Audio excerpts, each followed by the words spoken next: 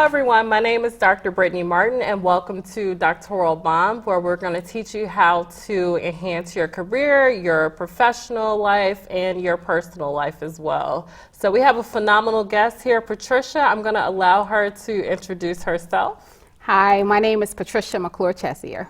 All right. So she is an author and we're going to have her jump into her book. Can you tell us a little bit about your background, your professional life, and why you're here today?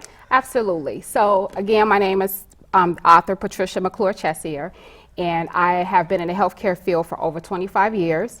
When I started out in the healthcare field, I was a direct care provider, and then I continued to progress, throughout my career. I've worked with the senior population, I've worked with people with developmental disabilities, I've worked with the mentally ill population in various settings. With me working in the healthcare field, there was a lot of things that I was aware of, and especially with working with seniors, when you start to notice that they have problems with their memory, when they have problems with managing their day-to-day affairs.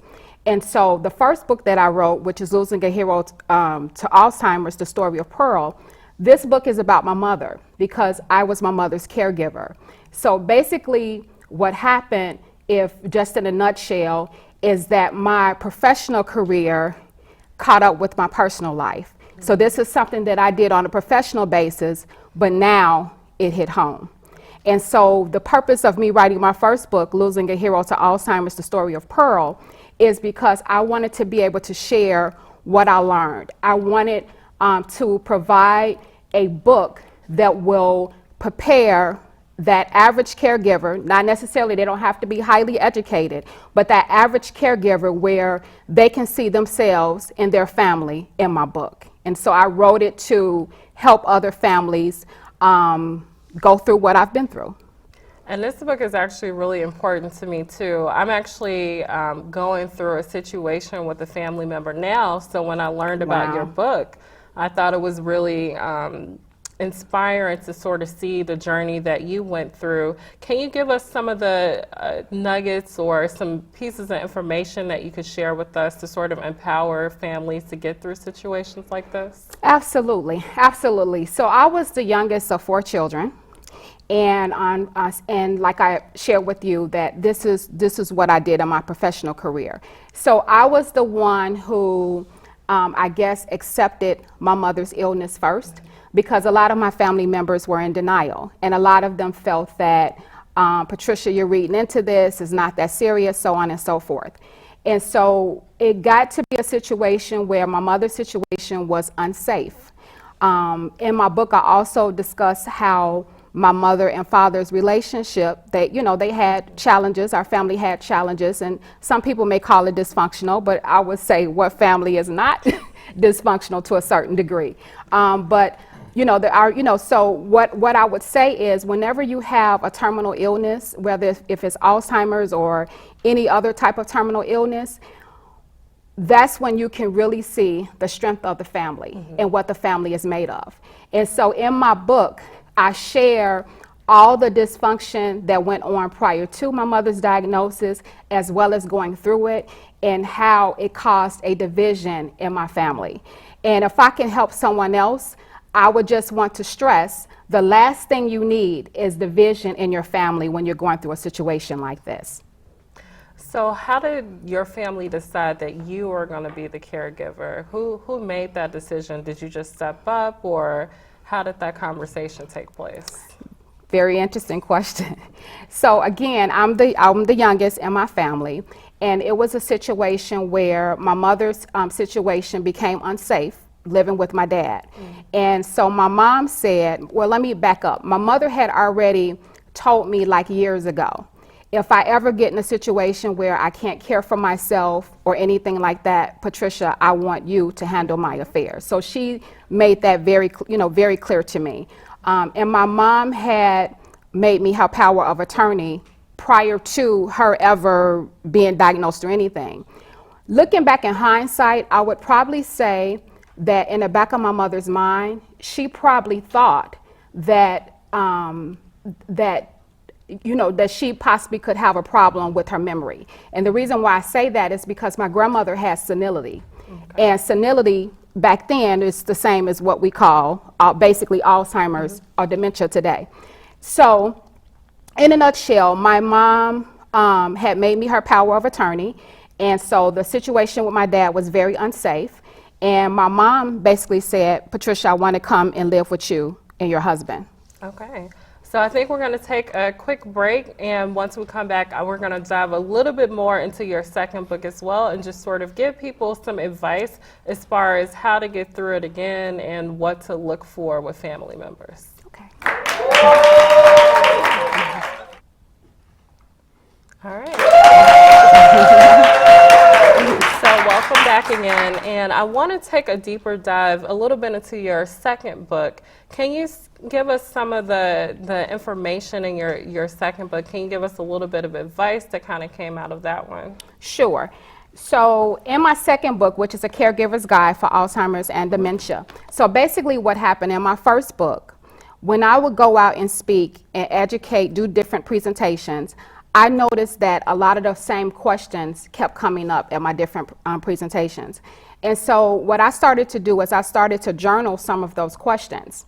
And so actually, a caregiver's guide for Alzheimer's and dementia, 9 key principles, these principles are based on the questions that the audience, the questions that the audience would always ask me. So one of the principles that I talk about in my book is how to avoid awkward encounters, where you're with a loved one and somebody walks up to your loved one and someone is asking them, do you remember? How do you handle that? Because you know that your loved one, they don't remember, and so it's just a very awkward situation for them. Another key principle that I talk about is basically behavior, how behavior is a form of communication. A lot of times you may hear that people with Alzheimer's or dementia, they can be verbally or physically aggressive. And what I try to emphasize is we have to look at behavior as a form of communication. And we have to ask ourselves, what is it about this situation that is causing this individual to act like that?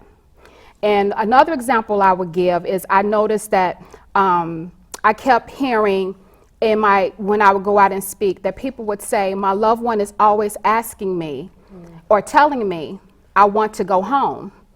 And all they knew to do was to say, you can't go home. Okay. Well, I have a different response for that. My response is, when a person tells you that they want to go home, your response should be, tell me more. Because what you may find out is, it may be an animal that they're missing, but they feel like I have to be in that particular home in order to have that animal. And so what I try to do is educate families on how to handle different situations. How do you handle someone when they're being non-compliant, when they don't want to take a bath, they don't want to take a shower? How do you handle that?